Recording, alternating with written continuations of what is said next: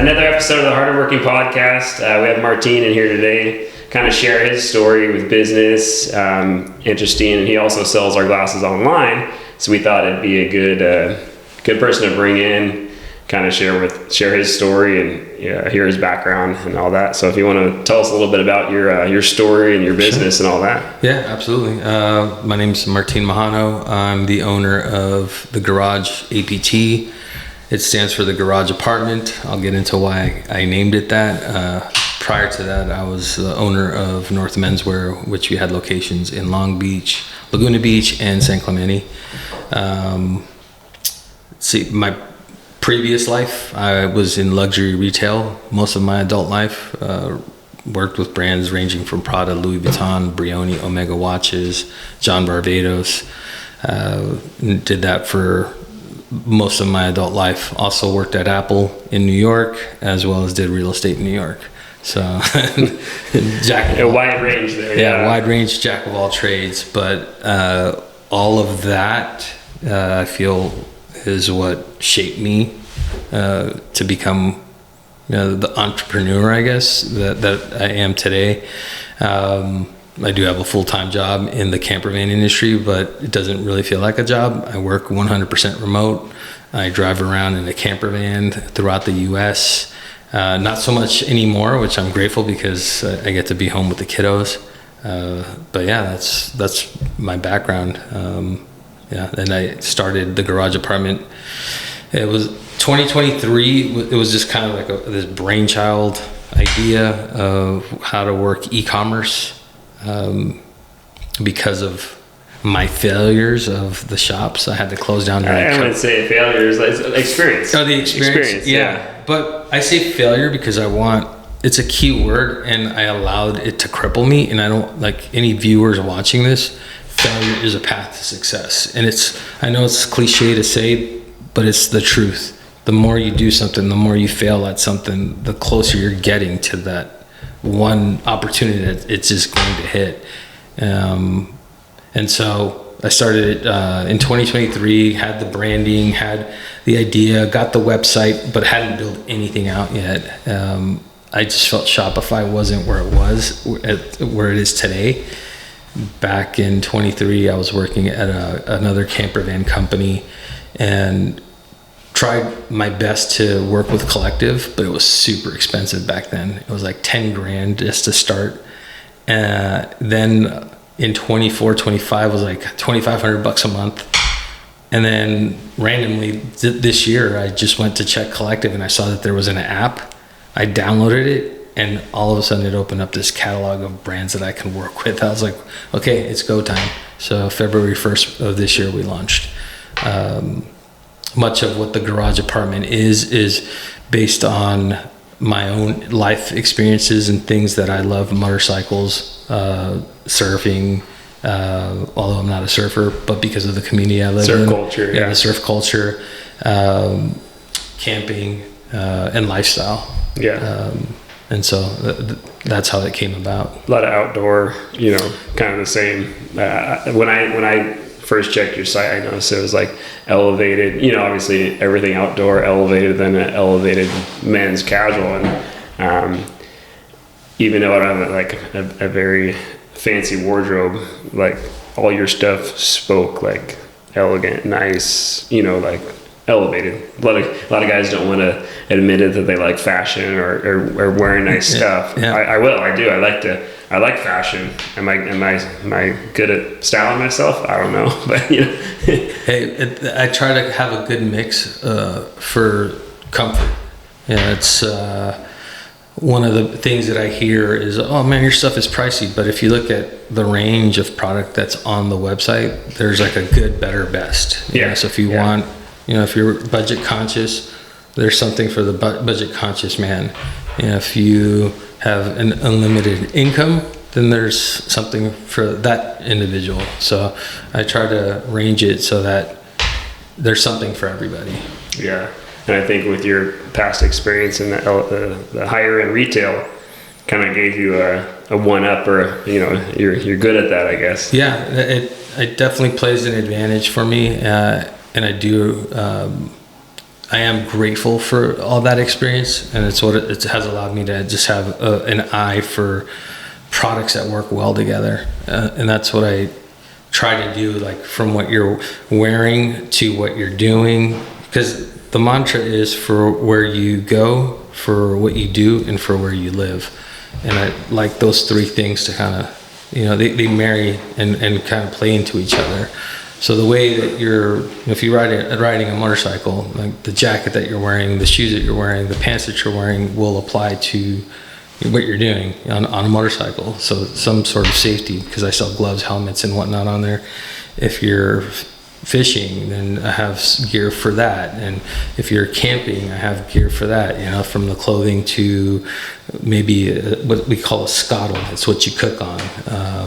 And there's just it all works. It all kind of meshes together. Kind of touches on like right tool for the right job. Yeah. Like one of our things is look good, feel good, perform good. Yep. Like if you're wearing the right gear when you're wearing your motorcycle, like nothing's bugging you. You're keeping, you can ride to 100%. You don't have to have your mind off task. You can all those things. So yeah, I like that. It kind of, speaks to kind of what we're trying to do too as well. No, absolutely. I mean, and your eyewear works for those that wear like an open face helmet, the gear, the safety features of it.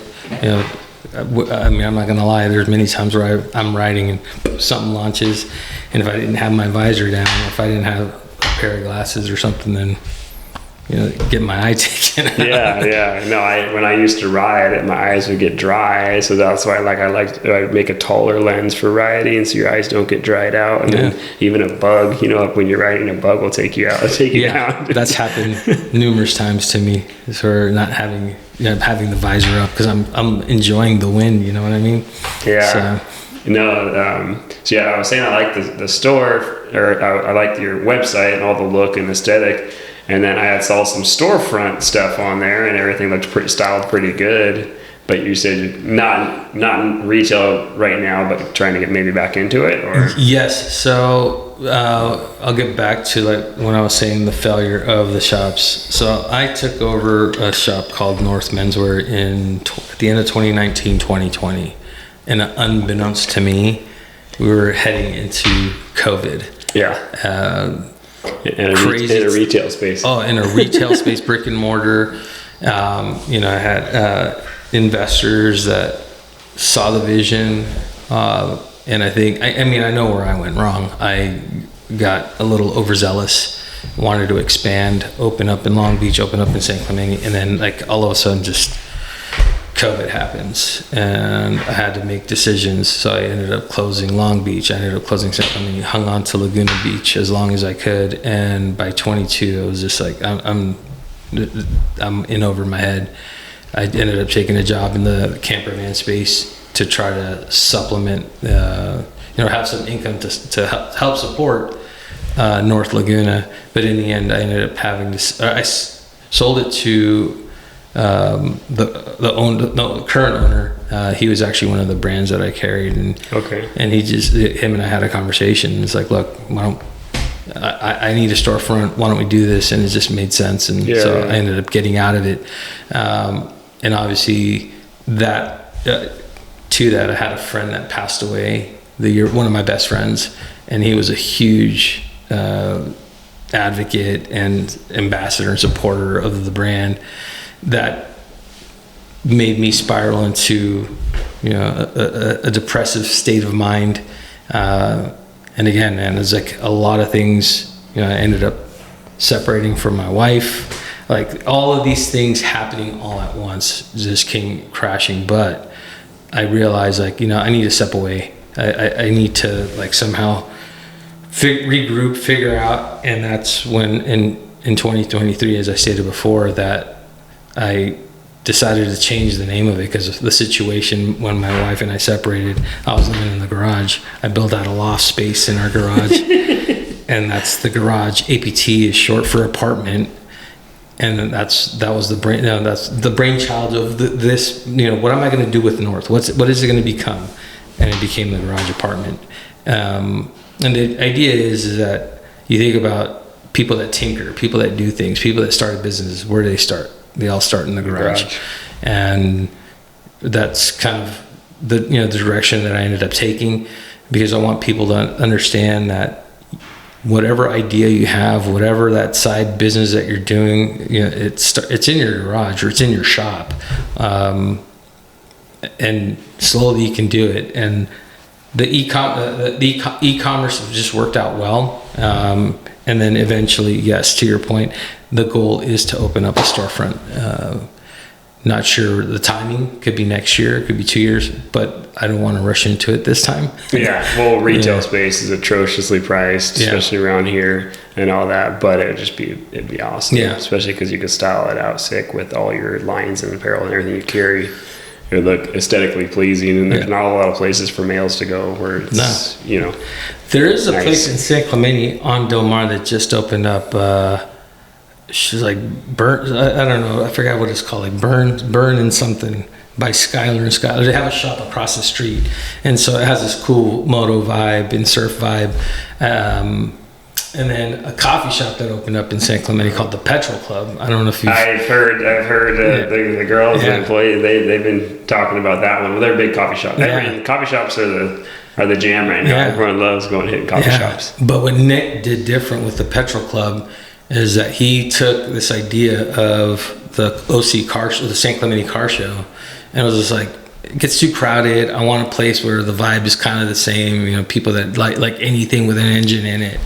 And he just built this garage out that became a coffee shop, and it's actually pretty cool. Yeah. So that was, it's funny because right next door to it is another garage, and I had inquired about that about 2-3 years ago. It was a dilapidated garage, and they wanted $10,000 for it. I'm like, you're crazy. Yeah. We're not doing that. So yeah, especially with like online, most people are shopping online. Storefront. You get some people want to shop in person still, so it's hard. It's hard to cover those things. Is that like a challenge that you see? Say if you were to open up a retail, like people come in there, try it on, and they go online and buy elsewhere. The interesting thing is when I had North, like you did have those people that wanted to touch it, feel it before they buy. I never saw it as a challenge. I always saw it as an opportunity. Like here's someone let's talk about the product. And what are the biggest thing for me was to get to know the person first. Like, is this, what's their lifestyle about? Where are you from? Where do you live? Climate, all that plays into the experience and what they're going to shop. And so once I got to know who they were, and it's funny because someone's like, what's with all the questions? Like, I'm just having a conversation with you. Like, I don't care about the clothes. The clothes is secondary, but let's find out who you are. Let's have a conversation. Would you like a drink? And that was the other thing that was fun about the shops, is that you could create this experience. Some people would come in 3-4 times before they bought anything because they were just like, they'd come back because they just liked the vibe. I had a little espresso machine. I had a whiskey bar. And so I had tequila, vodka, whatever, just beer in the fridge. And let's just talk, have a conversation. It's challenging to do that online, obviously, because people were just there to shop. You had an opportunity to take a look at the website. What I tried to do with the website, with the aesthetic and the feel, I wanted it to somehow feel the way the shop felt. And it's funny because some of the people that used to shop in the past at North saw that. They're like, man, I like the shop because it reminds me of the shops. So for those that knew of the North Menswear, they can see that and they appreciate it. So when you had the shop before, did you do any scented oils in there, like teak wood or something? No. So we had as far as like the aesthetic of it. No, the smell. The smell. Oh, everyone I love teak wood as like a man. Like I used to have teak. It's a badass wood. You would work with it. Just the smell of wood in general, but teak wood especially like. So the funny thing, it wasn't teak wood. It was so I used to burn this incense by a company called Norden, and it had a very distinctive aroma. Not so much teak wood, but had like Palo Santo and Opachuli, and everybody just loved it. So I thought, what is that fragrance? So I'll always have a stack at the front of the counter, And if anybody, if they didn't buy any clothes or anything, they would always pick the scent up. Yeah. I learned that from a photographer buddy of mine named Seth. He said, make everything fractal. Like the taste, the smell, like everything, there's a connection. It triggers something, it makes memories. There's all kinds of weird stuff like that. Like there's this, in Huntington Beach at Pacific City, there's a place I used to go when I was younger, it's called the Bungalow. Right when you walk in it's like they're pumping like almost like a teak scent, oil through. You're like, man, that's good. And you'll remember that place now, like to the T, because that scent just smells so good. Anyways, off track on the I got that kind of vibe, that feel from your website. Yeah, but it wasn't off. That was a great point that you brought up, because it's all the experience, sensory, right? One of the things that the new owner of the shop did, I had a TV that I hung up on the wall, but he found a space on the floor, and he's got like his own vibe. And you walk in, and he's developed his own feel. So it's cool. It's cool to see that he's somehow carrying on some of what we used to do, because I feel it's important, especially like you said, triggers. Whether it be memories or whatnot. But yeah, I definitely try to carry that into the website. Yeah, and the website, is it all solely you? All me, just a one-man show, and my wife does help out on the financial side. As I learned, that wasn't my strong suit. But yeah, she helps out with all of that. But as far as like the marketing, the Instagram, all the social media stuff, and then just managing the day-to-day and the website is all me. So nice. That's good. Yeah, I mean, it's good to be a jack of all trades. Oh yeah. You have to be. You don't have any other option. But it's good to learn the basics, I think. Even though I'm fortunate enough now where I have employees and for help me with all kinds of stuff, and they excel in those certain areas. But at least I know the basics to kind of communicate and do those certain things still, and I can poke my head in, or if they're off or whatever it will. I think it's really important for a founder to have done it all from packing orders to like writing code on a website. And I had no clue how to write code or do code or whatever, but you just figure it out. It's part of the learning experience. But I used to use YouTube for all kinds of stuff. And then now it's like the entrepreneurs start now with all the AI, it's 10 times easier. And like, speaking of AI, like what do you do? Because a lot of people get headaches with AI. You start thinking about there's so many options, so many things. You're like, your head starts to explode. What do you do to, I guess, I'm sure you use some form of AI right now. Like, I have a great question. I have used some form of AI. I'm still reluctant, but the cool thing about Shopify, there's a lot of AI built into it already, that it makes it so much easier. I smoke cigars, so I had a buddy of mine named Jack Ambrice, and we met up at a cigar shop in San Juan. And then he was showing me all of these things to do for ads. Like, dude, just go to ChatGPT. And he showed me how simple it was. And that was it. Like, that was game changing for me. So that in itself was like, how do I target an ad? And then to be able to have ChatGPT show you step by step on what you're supposed to type in and what prompts. I was like, okay, this makes it so much easier. It's almost scary. It's like we're going to become completely, I'm already illiterate. I'm kind of special as it was. I struggled in school. It's going to make me even worse because it'll do everything for you. Yeah. It's insane. So I try and still do a lot of my own writing and copy and all that. I mean, as a founder, I'm emailing all day, 24/7. When you came in today, I'm firing off all kinds of emails. So I'm still writing tons of emails and stuff like that. But yeah, the AI it's awesome, and it's becoming makes me super efficient. It's making my team super efficient. I made them take certain courses for Claude to help them your day to day. If they can be more streamlined and more efficient, that makes the business more streamlined and more efficient. Absolutely. But we still like those important things like where you need a human, like you call our phone number, you talk to Jordan, she's our customer service girl. You're still going to get to talk to somebody. You email us, you're still emailing us. Yep. We do have an AI chat thing on our site just to help you. Hey, what my order number is this, where's my shipping? Here's your shipping. Yeah. It'll boom.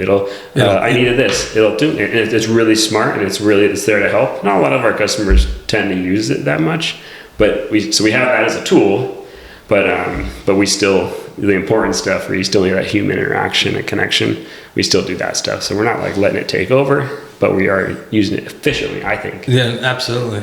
And you brought a couple things that are key, like for cognitive, like I think that's my hesitancy for AI, because I don't want to lose that. It's just, there's something about learning every day. I always say that the day you stop learning, you might as well die, because it doesn't matter how old you get. Like, I don't like the term, you can't teach an old dog new tricks. I can't stand that term, because you can learn something new as you get older.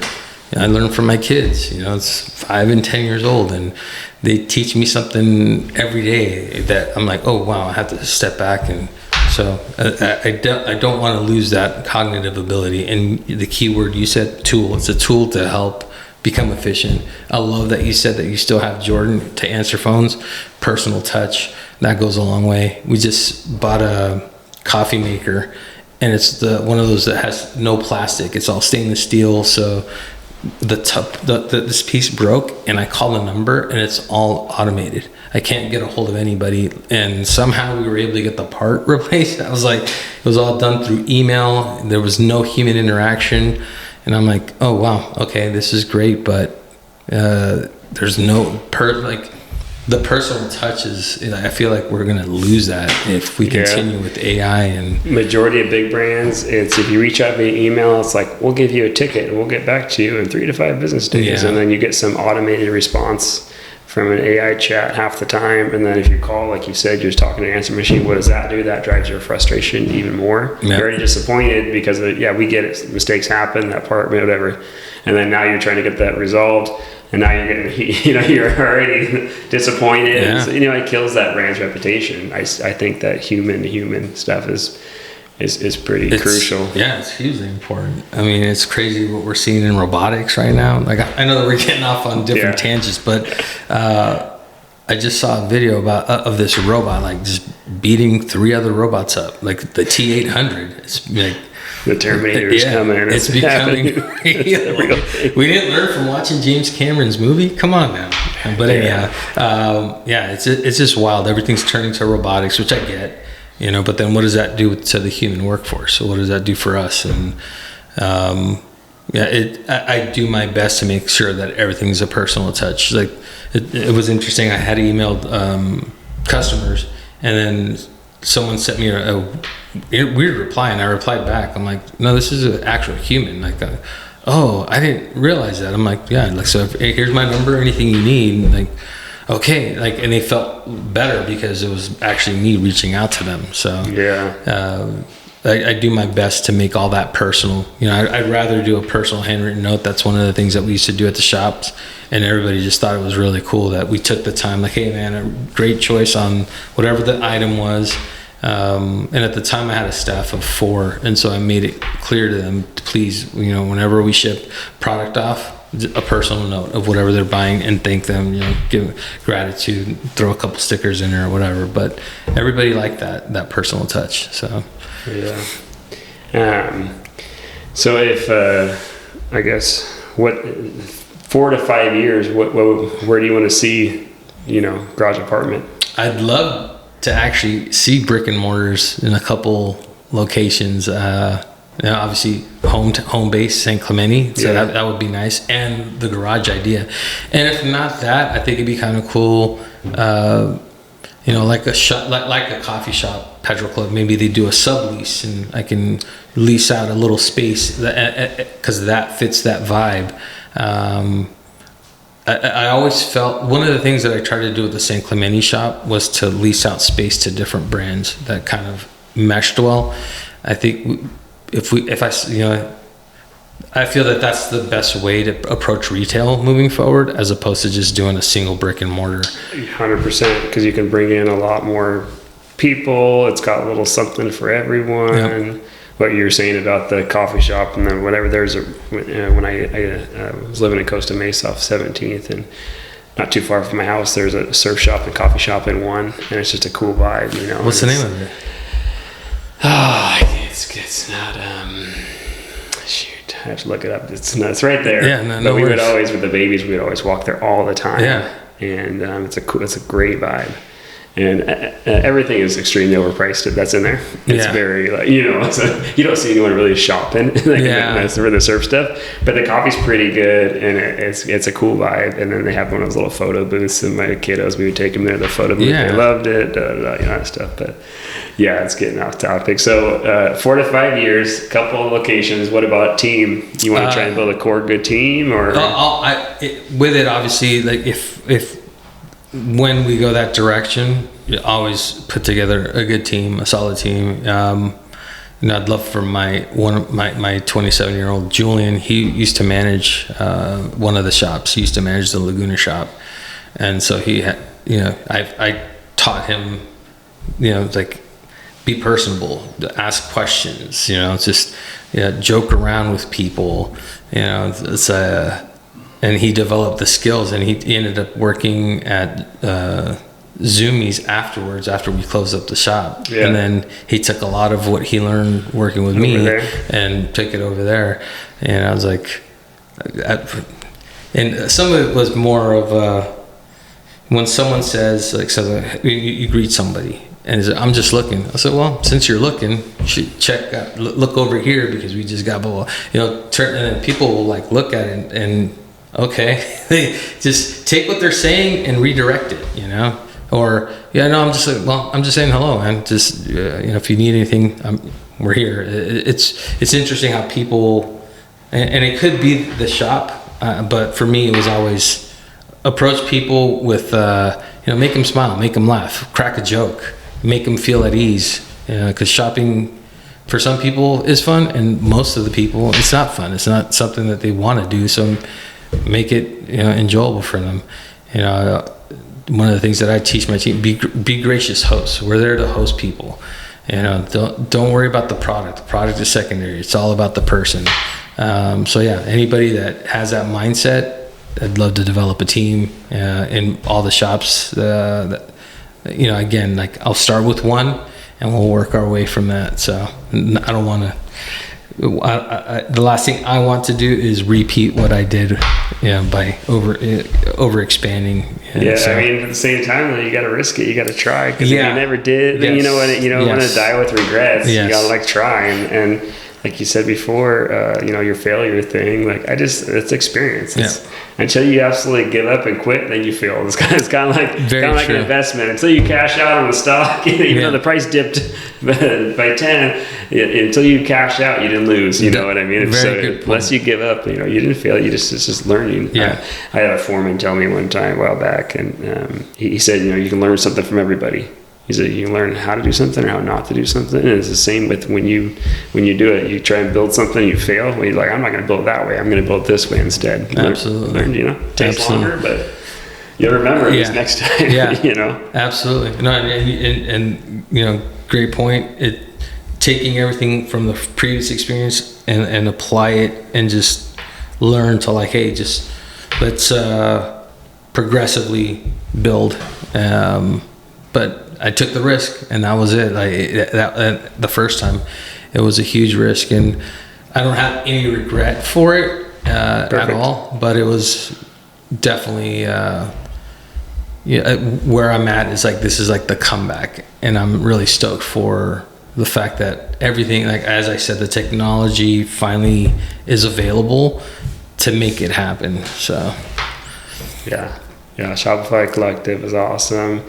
And it can, you know, like, it's an easier way to, you don't have to overexpose yourself. Absolutely. To starting out. Absolutely. You don't have to have all the capital to carry all kinds of inventory, to staff all kinds of employees. Everything's streamlined. It's kind of keeping up with the future. But I love the fact that you want to get back in the storefront, because I think that is important. Oh, yeah. And like I said, getting into the storefront, I want to do it collectively. So do it like a Shopify collective, but it's a collective of brands that, hey, let's all you know, I feel like it's just a safer way for brands to not go under, you know, and there isn't a large upfront cost if everybody came together. Yeah, so especially if you can get local brands, like that's a big thing. That's why I was like, it'd be cool to have you on, a local brand. I love supporting other local brands. We kind of want to do something in the near future where, even though our place here isn't that big, just kind of like where we invite a bunch of brands out, maybe like have a band perform, like, you know, just kind of like a whatever. And it's just cool. It's like, it's almost like it's not a retail place, but at least we can, you know, sell some stuff, give away some swag, introduce people, and make some relationships, all kinds of stuff like that. So if we do it, we'll let you know for sure. You know who did something, or I don't know if they still do it, but Landers.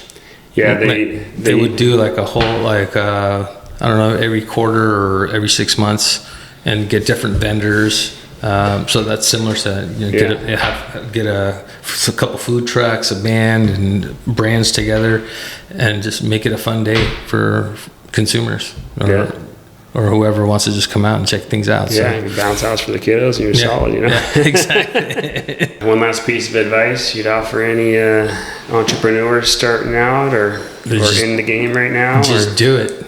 And it's funny because I had a cousin of mine that was like, dude, just do it. Just get it. What does that mean? What does this mean? Do it. Like, just whatever idea or vision, just start it. And then worry about the crucial components, you know, an EIN number, business license, whatever. I'll worry about that after the fact. Like, just get it going, get momentum going. And also, don't listen to other people. Don't share, you know, don't share what you're going to be doing. Just start doing the things. That's something I had to learn the hard way. You know, just oversharing too much. You have a lot of people that in front of you they look like they want you to succeed, but truthfully, they don't want you to be better off than they are. And that's a reality. That's a hard reality that I had to face. It was so true. So everybody wanted to be around. And as soon as everything stopped, the interesting thing that I found, the least people, or sorry, how can I phrase this? The people that I least expected to come into my life, those are the people that are still in my life. Like, they're just like, hey man, I'm sorry to hear about what happened, blah, blah, blah, anything I can do to help out. And they're still in my life today. And they're part of the come up. And yeah, that's just, those are the things that I can just say. Just don't listen to people, don't overshare, and just start doing whatever your passion is. The adage of, you know, find what you love and you'll never work another day in your life. That's true.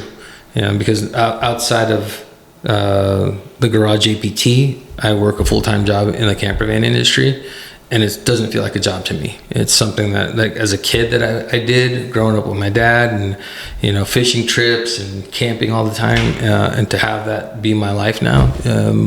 You know, like my son, I had a conversation with my 10-year-old a few years ago, and we were talking about, what is it that you want to do? He's like, well, I want to play soccer, but how can I get paid? I'm like, what are you talking about? Look, and I showed him all the soccer players and how much they're making. He's like, wow, like I can get paid for just playing. I'm like, yeah.